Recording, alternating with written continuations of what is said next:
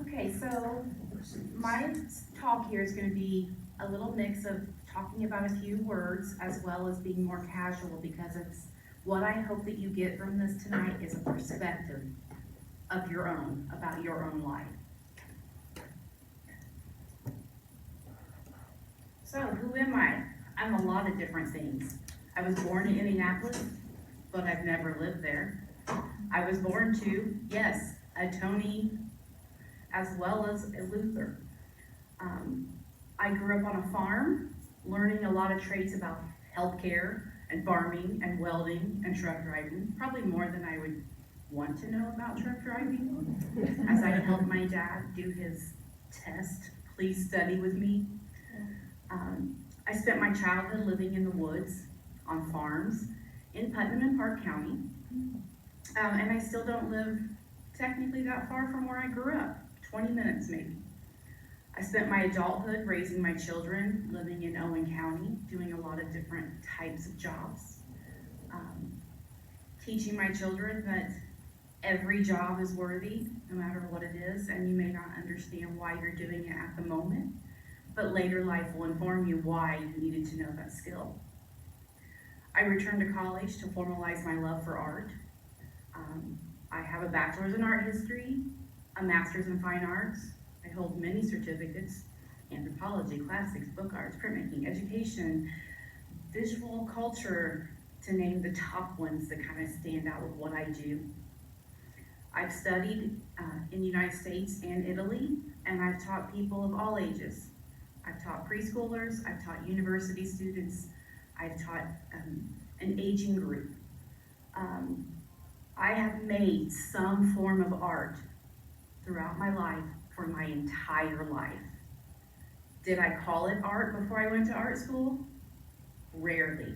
The only thing I ever called art that I can think back about was that third grade unicorn and rainbow on manila paper that got hung up in the hallway that I got a participation ribbon on in the third grade, and that was where it started in my mind. I just didn't realize the path was there for me. So thinking about who I am, let's think about who you are. Who are you? Where were you born? Who are the people that are important to you? These are a lot of starter questions for you to think about. And Joe passed out some cards earlier so you can, through the talk, jot some things down and think about it. The idea is to see what you start with and then see what you think about when you get to the end of the conversation. Some of those things might change. That's why I passed out pencils.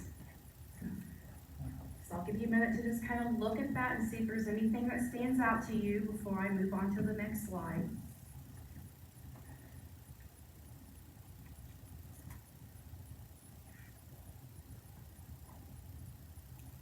It starts out very formal and becomes a little more loose as we go down the list.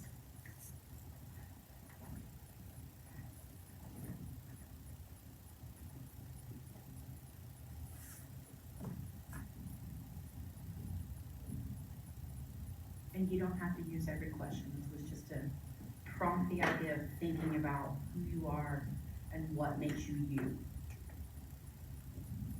I know this is a little bit different perspective of genealogy, but I promise we'll get to the point. So the next idea is, how did you become you? A lot of these words you're going to be very familiar with. Identity. This is this is your dictionary definition.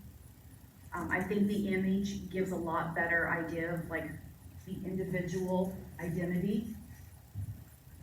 It's where you are at the moment, the person that you think of from inside, the person that we don't always hear. And as you go through the circles and further away from that center is where you start adding that cultural identity, those perceptions of things that you learn from your family, from your schools, from the people that you were around. And this isn't just you, this is the person that your parents were, the people that your grandparents were, the people that took care of you as a child because they imprinted on you.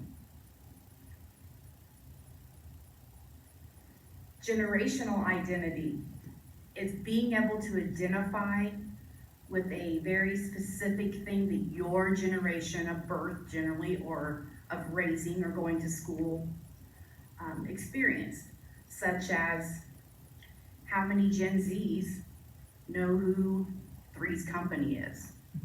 Like, maybe they don't know the show unless they've caught, the Laugh Channel or something. And the reason I use this is because Gen Z identifies with their generation and labeling themselves more than any other generation. And I thought that this was just very interesting to see this step here of percentages. As you got to Gen Z, they feel that they can very much identify with everyone else that was born in their time period or their generation, and do not usually separate the fact that they grew up differently whenever they're talking about their group as a whole. All right, I have some notes here, so let me.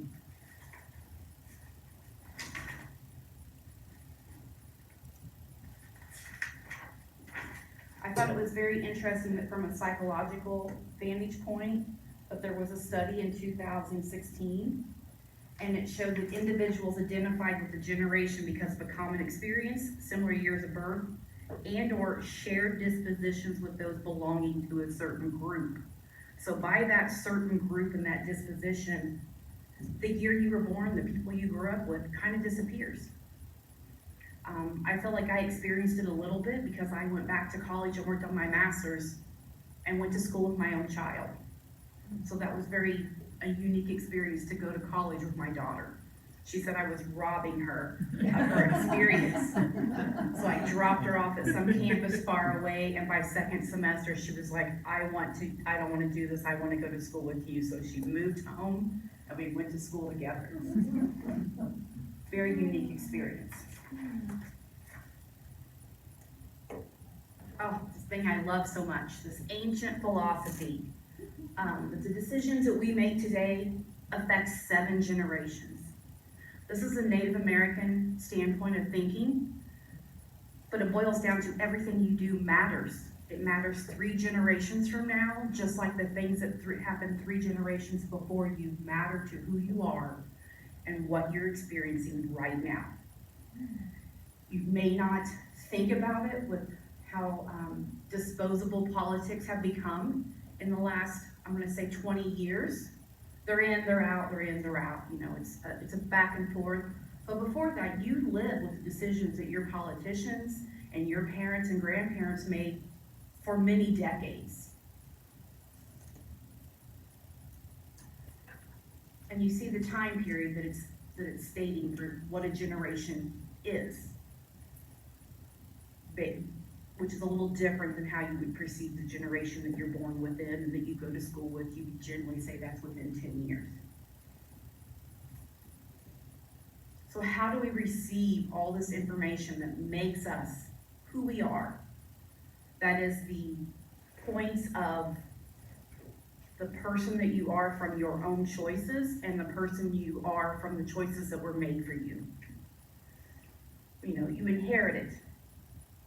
So maybe not necessarily money or property or such as they're saying here. And you can think of a lot of different ways, because it goes from money to appearance to what is a former owner's leaving you behind. And you can take it a lot of different silly ways, such as Aunt Betsy can crochet faster than anybody else because she inherited great-grandma's extra digit and she can hold that string a little bit easier. There's a lot of ways to think about it. You can have fun with it. The other way that you've learned it or inherited all these things and received them is through what you've learned, through apprenticeships, through being a pupil, from being a student, whether that be formal or informal. Wrapping this into what is art?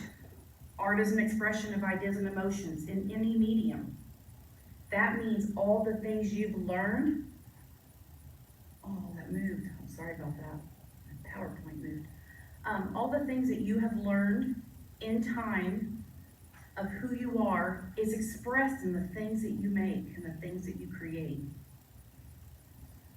The elements of art are the basics. It's the things that you don't think about. It's the line you draw, it's the color you choose, but it's not diving into why. That's where the principles of art come in. It's your perspective on how you're presenting your ideas within the basic, making a line, making a shape, making a color. And the elements of art and the principles of art aren't necessarily extremely important in this conversation. I just wanted you to understand what the art student is looking at, what the art historian is looking at when they dissect that, to give you a bigger picture.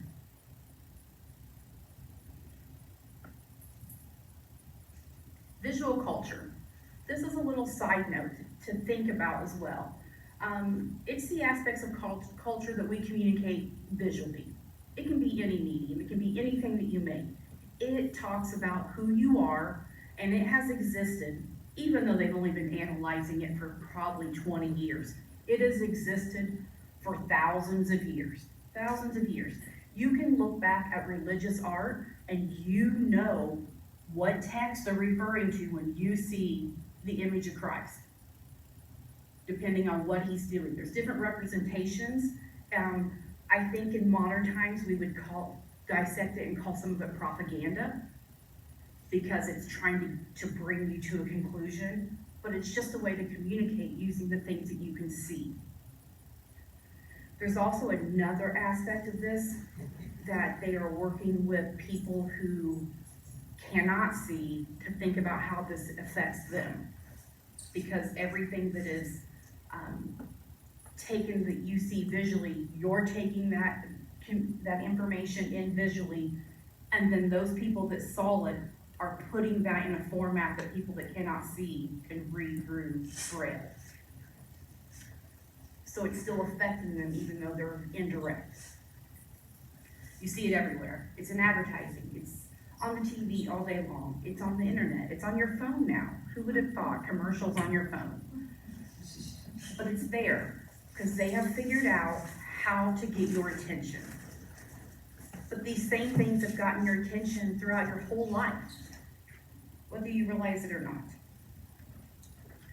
So when I look at my family history, like just for me, not looking up all my other family, I Googled my name.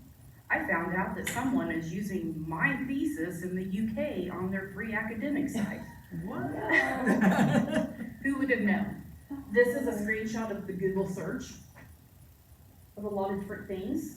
This is my website, but this shows that there is a trail that's digital now, which brings in a new thought when thinking about the things that are in front of us. So who you are is endless, which I'm gonna step over this way. I know Deli wants me to use the mic, but I wanna talk about objects, because this is where this plays out. All of these are great words to help lead you to this idea that the things that you have been making for generations, for decades, from one person to the next, have been passed down, even if you don't think about it. Maybe you don't value what we call mammal dip in my family, which just says dip, written in my culinary arts, is an art form. It does mean something. So don't look at this stuff and say, oh, I don't make anything. I'm sure you make something. I'm sure there's something. So how these things transcribed in my life, something my grandfather made for me when I was 10 years old after he had a heart attack and had to quit being a cement truck driver. The way that that came across to me, wooden box that I made with a sliding door and a badly carved spoon. With waves and some different things. I didn't think about what I learned here or how it was important to me, or the fact that I touched this all the time growing up. As you can see, it's been well loved. And I never thought about this until I went to make these projects, that this even mattered. And I didn't even see it in the beginning. I saw it after the fact, such as handmade socks by my great aunt. For me, that transpired to not making socks because I don't have the patience, but weaving my own scarves. Sewing and needlepoint, embroidery was always huge. My grandmother, my mom made my clothes. For me, it's hand sewing little things to put my art stuff in. Not always necessarily straightforward. I'm definitely not making my clothes. I did not appreciate having custom handmade clothing as a child the way that I would as an adult. There's a reason that from that day forward, nothing in a store ever fit right or felt right because it wasn't made for me. Making jewelry for events. This is from my wedding, which also went to another level. The cover of this book is made from my veil. Yes, I cut my veil up to make a cover of my book. It goes on and on. Memory is more than just your memory, it's you remembering the things that are. For this cover is the remnants of my grandfather's Korean War uniform and the funerary flowers of my grandmother, made through the Combat Paper Project. This took me to a lot of places because my grandmother was going to do this combat paper project in Indy, and I was a helper through Heron, through the art school, and she passed away a few weeks before it started, so then I had to encompass her in that way and represent her and also work the shift. So through that, a lot of other things developed. My memory book, which is grave rubbings from my family. The front and the back are the grave rubbings from the entryway at Brick Chapel Church, or not Brick Chapel, sorry, Clinton Falls Church and Cemetery, where my brother is buried. He died at a young age in a car accident, and I have him right here in the middle. And from that direction, I went both ways of my family and connected different people of my family that had passed away. Going my mother's family one direction, and my father's family the other direction, and how we're connected in this book is through my brother. And on the front of it, I have a saying that came out of a Native American book. It's, they came to a round hole in the sky that glowed like fire. And it talks about the story of how they ascend. So I thought that was very lovely. I did say that down my paternal grandmother's line is Native American heritage, so I was trying to explore that. But as you can tell, when I did my DNA, I didn't inherit any of it. Got all the redhead stuff from my mom's side. You will repeatedly see on my work the forest. This is the forest I grew up in, right next to my family's home. And it talks about my place of where I escaped, and here I'll just read it. It says, "My secret place. The trees speak to me in their native tongue. My mind drifts. The breeze is heavy with the scent of wildflowers. It is a place where mushrooms grow. I can relax here. Follow the deer through the thickets. It is a place that I can fall apart. No one can see me. Catch me, I am falling. There are many treasures here. Do you hear the silence? I wonder how long I have been out here. Serenity. A place that I can fall apart. Where do you hide? I hide in my secret place." And that's just a book about that place. I took it to another level when I did my thesis program. I had to do an exhibit, I had to write a very long paper, and I had to have some epiphany in this paper as well as development and materials. So I invented a style of binding. This is a stick from that woods. It has the image of that wood silk screened onto this fabric.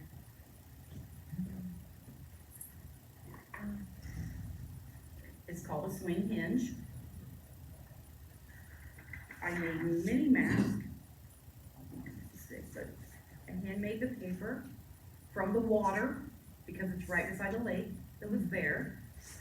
And there's several masks, and it has a little phrase about this woods too. And I'll read a little poem. It says, "The wind whispers to me, hurry, hurry on my way. Follow the flow of the path.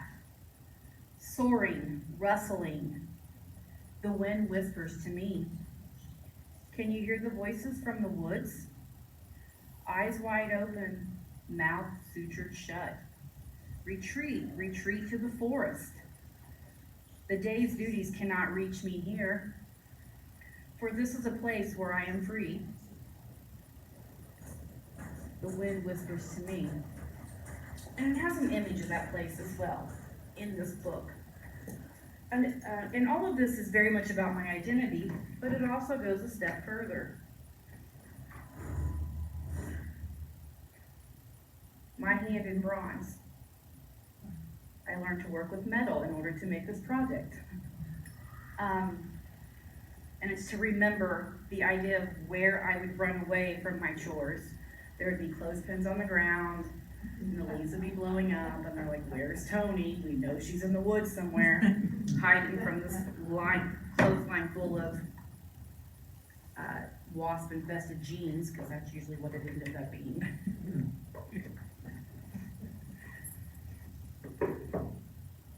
My dad was a metal worker, so I started tiny. Now I can't hide all the stuff, it's too big, it's getting bigger.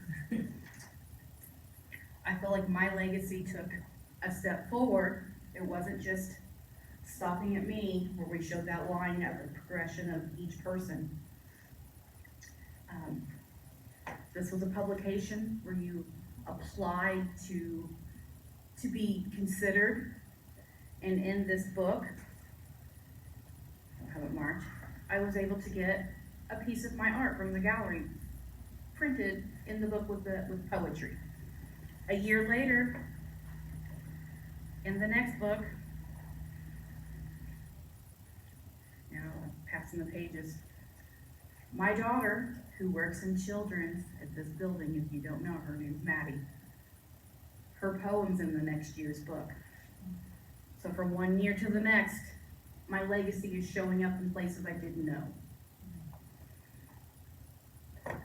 When I first started this project, this idea of taking the sewing and all the different things and combining them together, I never thought I would have an exhibit or anyone would care about my art.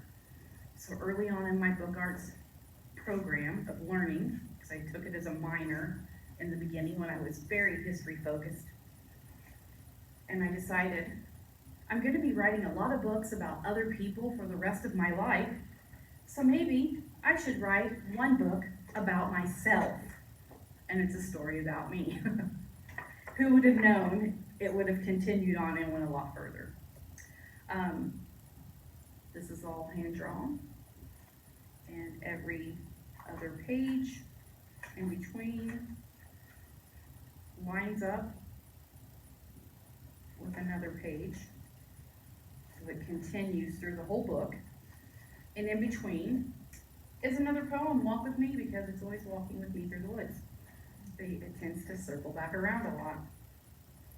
This was 2012, so it's been a while. And it has a lot of pictures of things I made. It's just pictures of my art with a poem. And I would have not thought that these would be valuable, but Karen kept it in their collection for a little while, and then my mentor says, I'm going to retire soon, and I don't know what's going to happen with things here, so maybe you should take it back. So technically, I don't really even own this one anymore, but I still have it. So the next step from this was me working with the Indiana Art Commission and the Tippecanoe Art Federation to get a grant to give this community a book. And this is the book. Hand sewing, 18 hours. I stayed up very, very late, ridiculously late. This was in the art walk last year, and it's been waiting for this piece, this final moment here, I guess. These are flowers from the first year I lived here, embedded in this paper that I made. Currently, it is not all glued, this one's glued together, but I have another one to show you that it's not. It is not perfect. I did not trim the edges because I want people to interact with it. I want people to touch it. If you go to a gallery or a library that shows book art, you'll never get to touch it without gloves on or someone leaning over you saying, have you washed your hands? Are they dry? No drinks. There's a whole list. Me, I want every kid to come in and touch this book and know that it's reachable for them. And it's just a poem about, what? Take a walk with me. Things just keep circling back around. Except this walk is in Montgomery County. And it says this book tells a poetic story about Montgomery County from the author's perspective. So this book is unique. It is the only one. When it falls apart, from everybody looking at it, I hope, that's it. The memory is there. And hopefully the next person will take the next step to do whatever they can in their life with it. And my time here started from what I was learning in history at the museum, diving in and touching all of your things, all of your grandparents' things and your great-grandparents' things in the museum. What a fascinating time. So much discovery happened for me there. This place is an industrious place full of theatrical characters and interesting personalities. So many fascinating things to see right there in that museum. The possibilities are endless, just like your possibilities are endless.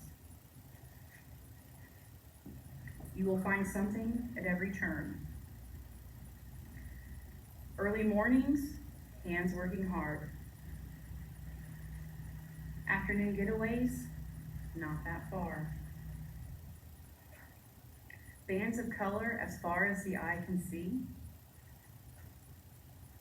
It's easy to have a remarkable day. This place is a creative space, a place you can be free. This is a place for you and me. And it has the dedication here, and just it gives you the description on all the people that contributed to it, stuff about me and what I've done, as well as this unique book was created with handmade paper, uses multiple types of printing processes, and then bound with a modified Coptic stitch. This book has a twin because, as you know, I spent most of my life in Putnam County. I wasn't as ambitious on the sewing or the window. I wanted you to see the paper. I didn't want to put a title over it. This one has a print from the bark from the woods that I grew up in on the cover, because I went out to the forest and decided I should cast this tree and make water out of this lake. People are thinking I'm crazy carrying 5-gallon buckets back there and screens and different things, but totally worth it. More of that combat paper.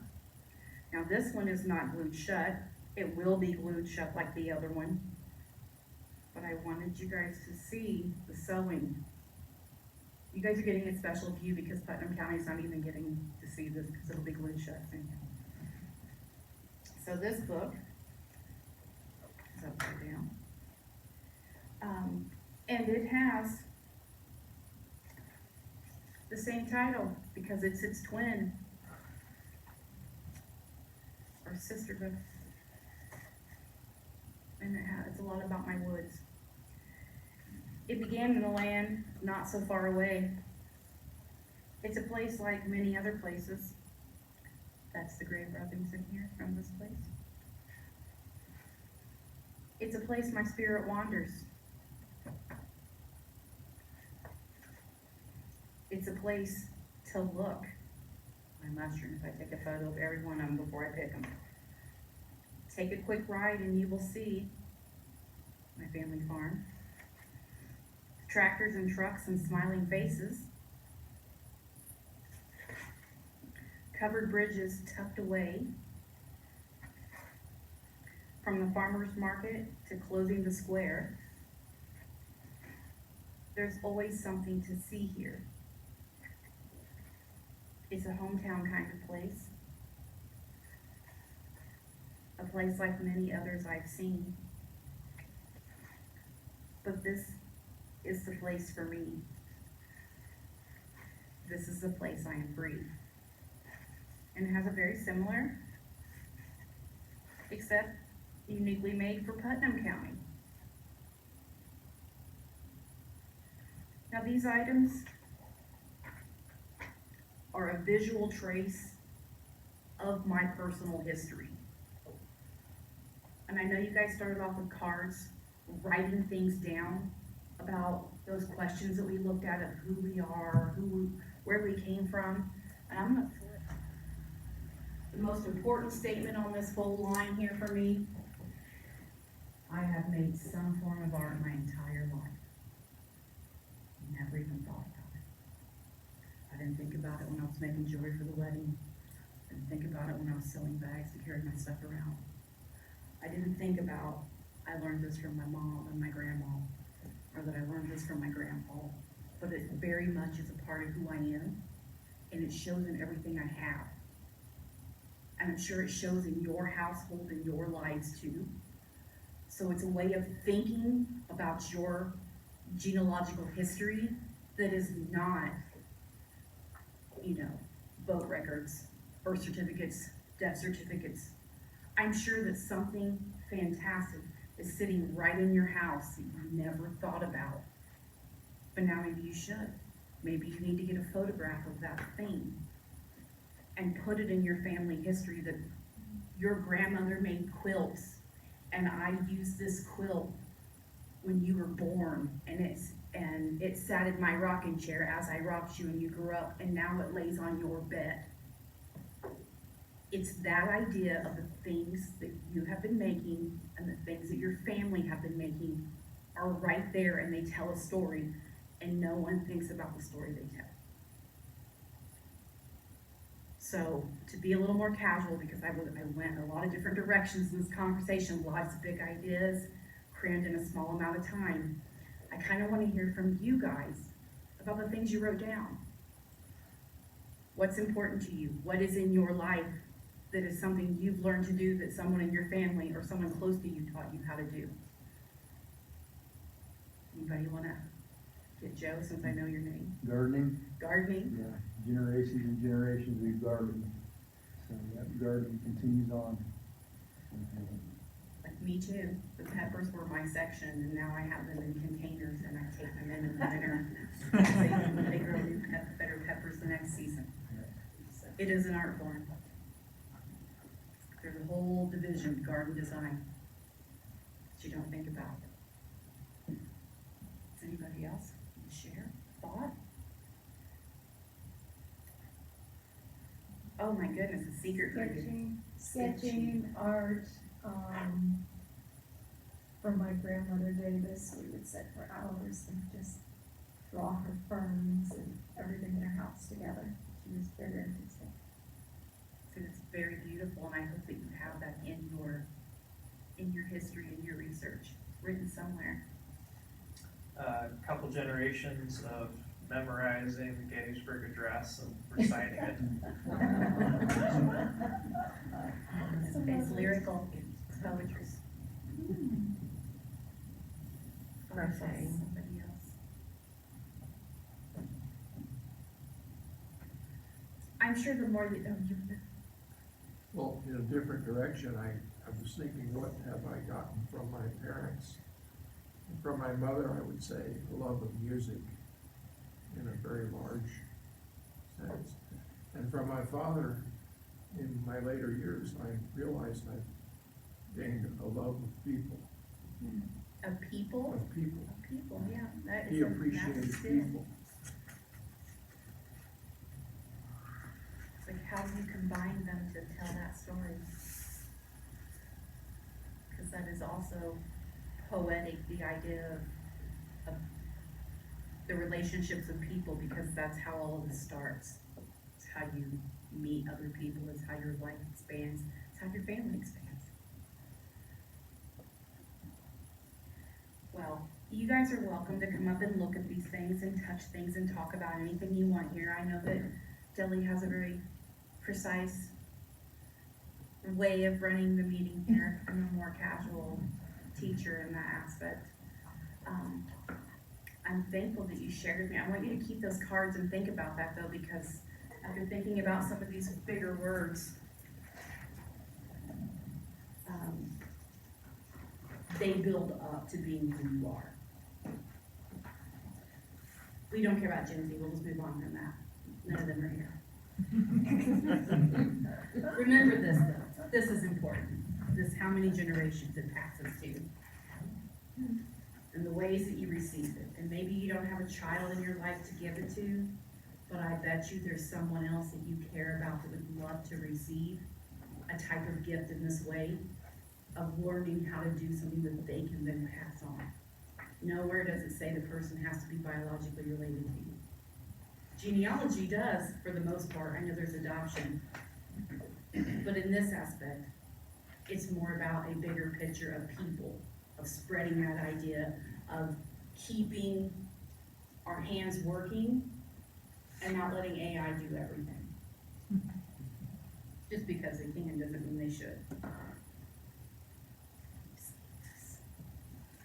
I thank you for allowing me to come here tonight, so feel free to come up and look at some of the stuff and touch it while you have the opportunity.